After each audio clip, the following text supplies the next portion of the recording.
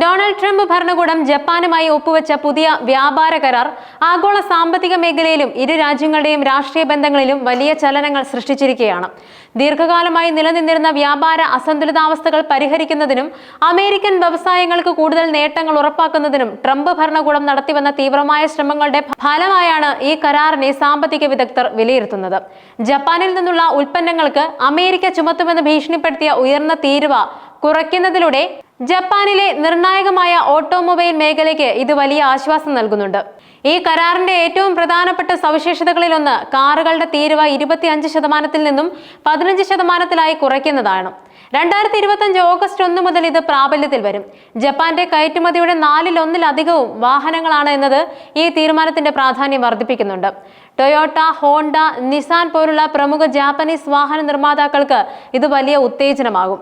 തീരുവയിലെ ഈ കുറവ് അമേരിക്കൻ വിപണിയിൽ ജാപ്പനീസ് കാറുകൾക്ക് കൂടുതൽ മത്സരക്ഷമത നൽകുകയും അവരുടെ ലാഭക്ഷമത വർദ്ധിപ്പിക്കുകയും ചെയ്യും. ജാപ്പനീസ് ഓഹരി വിപണിയിൽ ഈ പ്രഖ്യാപനത്തെ തുടർന്നുണ്ടായ വലിയ ഉണർവ് ഇതിന് സൂചനയാണ്. വാഹന നിർമ്മാതാക്കളുടെ ഓഹരികൾ കുത്തനെ ഉയർന്നു.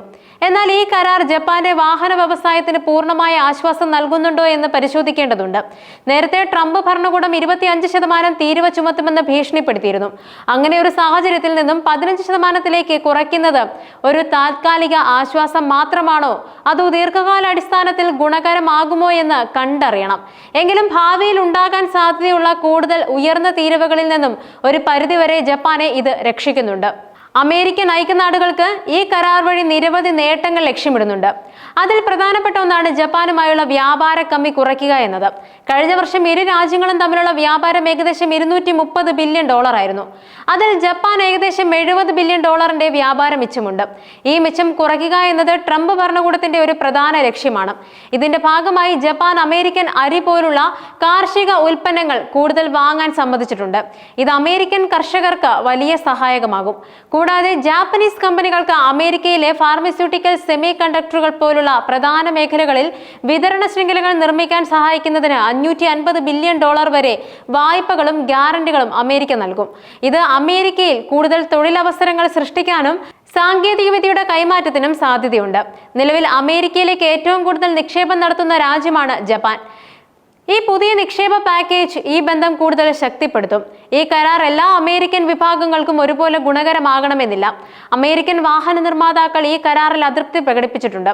ജപ്പാനിൽ നിന്നുള്ള ഇറക്കുമതിക്ക് 15% തീരുവ ഈടാക്കുമ്പോൾ കാനഡയിൽ നിന്നും മെക്സിക്കോയിൽ നിന്നും വരുന്ന വാഹനങ്ങൾക്ക് 25% തീരുവ തുടരുന്നത് അമേരിക്കൻ വ്യവസായത്തിന് ദോഷകരമാകുമെന്ന് അവർ വാദിക്കുന്നുണ്ട്.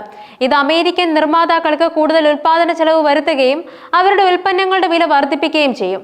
അങ്ങനെ വരുമ്പോൾ അമേരിക്കൻ വിപണിയിൽ ജാപ്പനീസ് കാറുകൾക്ക് കൂടുതൽ മത്സരാധിഷ്ഠിതമായി മാറാൻ സാധിക്കുകയും അമേരിക്കൻ നിർമ്മാതാക്കൾക്ക് പ്രതിസന്ധി ഉണ്ടാക്കുകയും ചെയ്യും. ട്രംപ് ഭരണകൂടത്തിന്റെ അമേരിക്ക ഫസ്റ്റ് എന്ന നയത്തിന് ഇത് വിരുദ്ധമാണെന്നും ചില വ്യവസായ നിരീക്ഷകർ ചൂണ്ടിക്കാണിക്കുന്നുണ്ട്. ട്രംപിന്റെ വ്യാപാര നയങ്ങൾ ആഗോളതലത്തിൽ വലിയ ചർച്ചകൾക്ക് വഴിയൊരുക്കിയിട്ടുണ്ട്. അമേരിക്ക ഫസ്റ്റ് എന്ന മുദ്രാവാക്യം ഉയർത്തിക്കൊണ്ട് അമേരിക്കൻ ഉൽപ്പന്നങ്ങൾക്ക് കൂടുതൽ മുൻഗണന നൽകാനും വ്യാപാര കമ്മികൾ കുറയ്ക്കാനും അദ്ദേഹം ശ്രമിക്കുന്നുണ്ട്. ഇതിന്റെ ഭാഗമായി ചൈനയുമായി ആരംഭിച്ച വ്യാപാര യുദ്ധം ആഗോള സമ്പദ് വ്യവസ്ഥയിൽ വലിയ അനിശ്ചിതത്വങ്ങൾ സൃഷ്ടിച്ചിരുന്നു.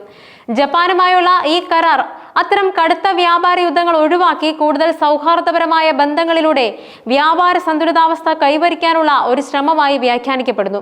ഈ കരാർ മറ്റ് രാജ്യങ്ങളുമായുള്ള അമേരിക്കയുടെ വ്യാപാര ചർച്ചകളെയും സ്വാധീനിക്കാൻ സാധ്യതയുണ്ട്. നിലവിൽ ബ്രിട്ടൻ, വിയറ്റ്നാം, ഇന്തോനേഷ്യ തുടങ്ങിയ രാജ്യങ്ങളുമായും സമാനമായ വ്യാപാര ചർച്ചകൾ നടക്കുന്നുണ്ട്. യൂറോപ്യൻ യൂണിയനുമായുള്ള ചർച്ചകൾ ഉടൻ ആരംഭിക്കുമെന്നും സൂചനയുണ്ട്. ജപ്പാനുമായുള്ള ഈ കരാർ മറ്റു രാജ്യങ്ങൾക്ക് ഒരു മാതൃകയാകുമോ അതോ പുതിയ വെല്ലുവിളികൾ സൃഷ്ടിക്കുമോ എന്ന് കണ്ടറിയണം. ഈ കരാർ ഇരു രാജ്യങ്ങൾക്കും ദീർഘകാലാടിസ്ഥാനത്തിൽ ഗുണകരമാകുമോ എന്നത് വരും വർഷങ്ങളിൽ വ്യക്തമാകും. ജപ്പാനിലെ ഓട്ടോമൊബൈൽ മേഖലയ്ക്ക് ഇത് താൽക്കാലിക ആശ്വാസം നൽകുമെങ്കിലും ആഗോള സാമ്പത്തിക സാഹചര്യങ്ങളും അമേരിക്കൻ ആഭ്യന്തര നയങ്ങളും ഈ കരാറിന്റെ ഭാവി വിജയത്തെ സ്വാധീനിക്കും. അമേരിക്കൻ വാഹന നിർമ്മാതാക്കളുടെ ആശങ്കകൾ പരിഹരിക്കപ്പെടാതിരുന്നാൽ അത് ആഭ്യന്തര രാഷ്ട്രീയത്തിൽ ട്രംപിന് വെല്ലുവിളിയായേക്കാം. കൂടാതെ ഈ കരാറിലെ വ്യവസ്ഥകൾ ജാപ്പനീസ് കാർഷിക മേഖലയെ പ്രതികൂലമായി ബാധിക്കില്ലെന്ന് ജപ്പാൻ ഉറപ്പു നൽകുന്നുണ്ടെങ്കിലും അമേരിക്കൻ കാർഷിക ഉൽപ്പന്നങ്ങളുടെ ഒഴുക്ക് ജാപ്പനീസ് കർഷകരിൽ സമ്മർദ്ദം ചെലുത്തിയേക്കാം. മൊത്തത്തിൽ ഈ കരാർ അമേരിക്കയും ജപ്പാനും തമ്മിലുള്ള ബന്ധത്തിൽ ഒരു പുതിയ അധ്യായം തുറക്കുന്നുണ്ട്. ഇത് ഇരു രാജ്യങ്ങൾക്കും സാമ്പത്തികപരമായി നേട്ടങ്ങൾ നൽകുമോ അതോ പുതിയ വെല്ലുവിളികൾ ഉയർത്തുമോ എന്നത് കണ്ടറിയേണ്ടിയിരിക്കുന്നു. ആഗോള വ്യാപാര ഭൂമികയിൽ ഒരു പുതിയ ദിശാബോധം നൽകാൻ ഈ കരാറിന് സാധിക്കുമോ എന്നും നിരീക്ഷകർ ഉറ്റുനോക്കുന്നു.